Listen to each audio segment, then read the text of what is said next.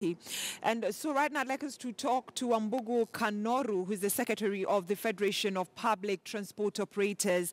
And Mr. Kanoru is joining us from our city center studios just to try and tell us why Matatu owners have decided to actually down their tools at the expense of the common mwananchi.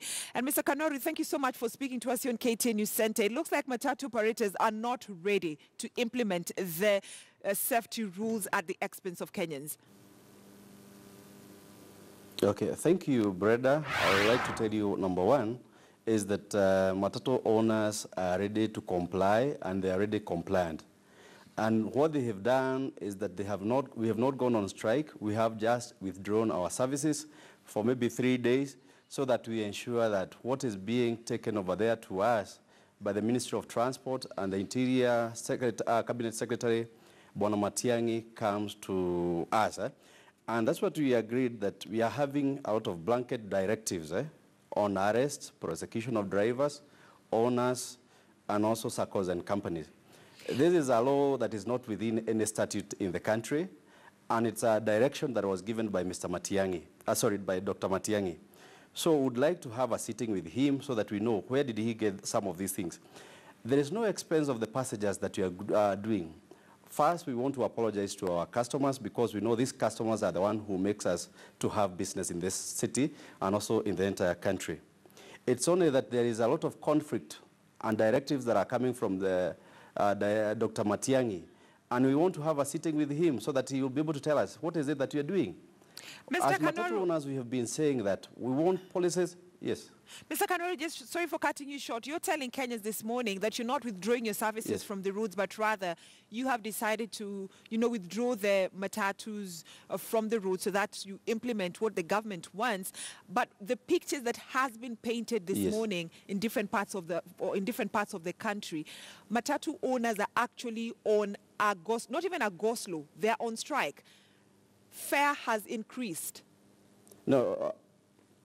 What I would like to tell you is that Federation of Public Transport Sector has called for a nationwide withdrawal, not a strike, withdrawals of matatus from the road until we get an agreement with the government, and that is the Dr. Matiang'i, on what we need to do.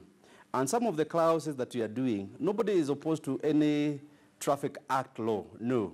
But some of the directives that the Cabinet Secretary is bringing is not feasible. There is no way you can arrest a driver, you arrest the owner, and also you prosecute the SACCO or the company. These are some of the things. Then NTSA issues some other directives that are not fathomable with us. For instance, they say the airline is supposed to be continuous.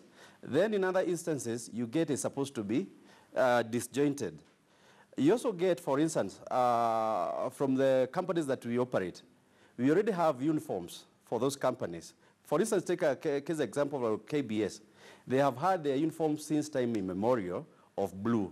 Then somebody wakes up in the morning and says, we do not want those blue uniforms. We want you to come with maroon.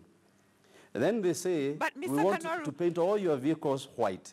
Mr. Kanoru, the government issued this directive almost, from October to now. It is almost a month and some weeks. It is not like it's a surprise, like the government yesterday woke up and told Matatu operators, you need to implement this as like today. It's been a month since this rules, Matatu owners were told to implement them. But the way Matatu operators are acting, they're acting in a way that it's trying to portray that it's a shocker, like they were shocked. They were just gotten out of the blue, just go ahead and implement these rules. What is happening, I'll tell you, there is never any day laws were suspended. These laws have been there. But there are some people who want to come and interfere with the smooth running and management of SACCOs. For instance, how do you say that no SACCO or company is supposed, for instance, what I'm saying, Breda, is some of the directives that are coming from the minister, the cabinet minister, it is not something that is practical. For instance, saying you don't need to have staff on the road. You don't need to have staff on stages. What is it they're saying? Then branding those people who are there cartels. That is very wrong. And also, you arbitrarily arrest those vehicles, you pluck out the numbers. At the moment you pluck out those numbers, saying that you're taking them for motor vehicle inspection, to get those numbers back, you are required to pay a certain bribe. These are some of the instances we want the minister to address. Cabinet Secretary is very new to this issue of matatus, but he needs to understand what is happening. There is something the NTSA that does not want to implement. We've been saying that we need to have a representative in the National Transport Safety Authority, so that when we are coming up with some of these laws, we'll be able to be taking part in it. But they are coming with rules that are not within any statute, Breda. This is the problem that you're having. For instance, now, when you say a driver has obstructed a road, for instance, our conductor, then you say you're going to arrest that driver, then you take the owner, and also you prosecute the owner. Is that possible? So you are just going to cripple the transport industry. So, Mr. Kanoru, those are some of the issues. Those are some of the issues you want the government to address before all this was supposed to happen. But let me take you back to a statement that you have alluded to concerning what Interior Cabinet Secretary Dr. Fred Matiang'i said. But if you heard him correctly, he said during a press briefing that they're also trying to ensure that this circle, the Matatu circle staff, are not around, they don't operate from the termini. This is because some of these staff are also acting as cartels. Okay. So that one I can clarify to you. He gave a blanket condemnation. And what happens when you're going to have enforcement, they do not like to know about that one. Of course, as Matatu operators, we want the cartels to get out of the business. But the way it is going to be enforced is where we have an issue.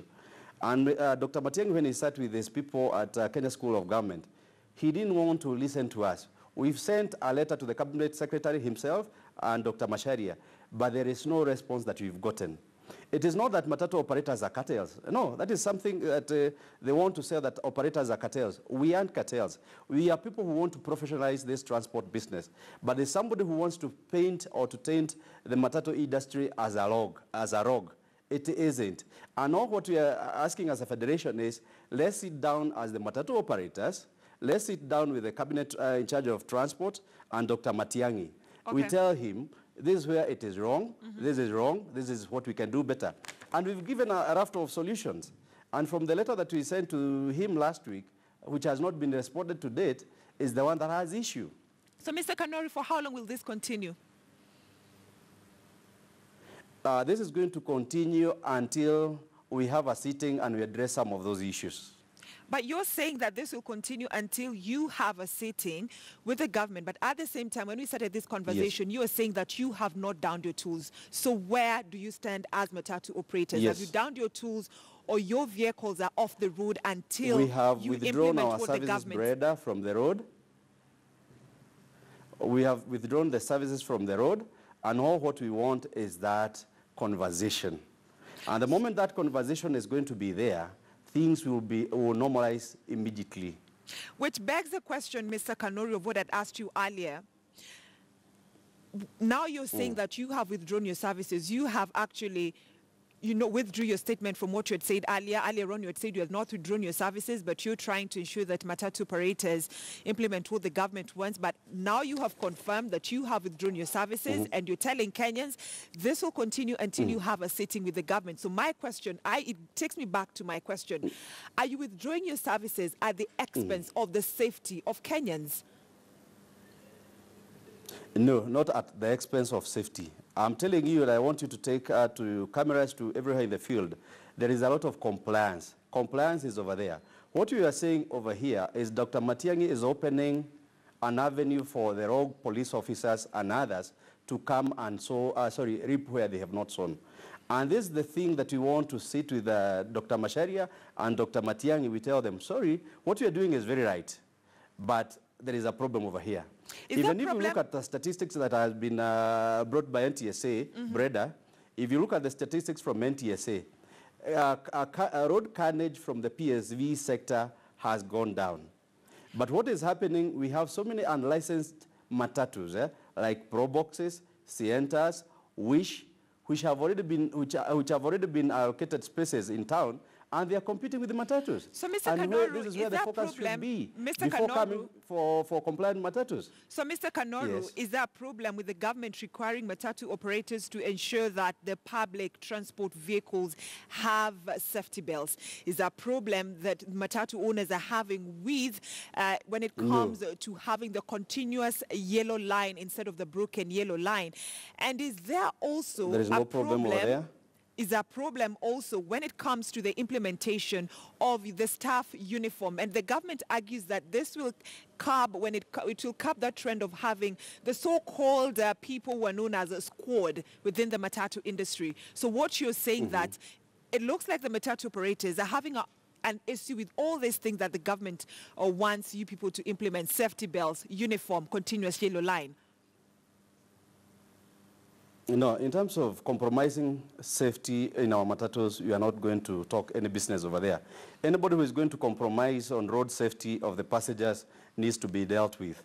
What we are saying is that the way they are going to implement this or to enforce is where we have an issue. And number two, there is something called public participation. We want to come up and sit down and say, this is better, this we can do it. And as I told you, brother, this law has never been suspended any time. You have crafted a name called Michuki rules.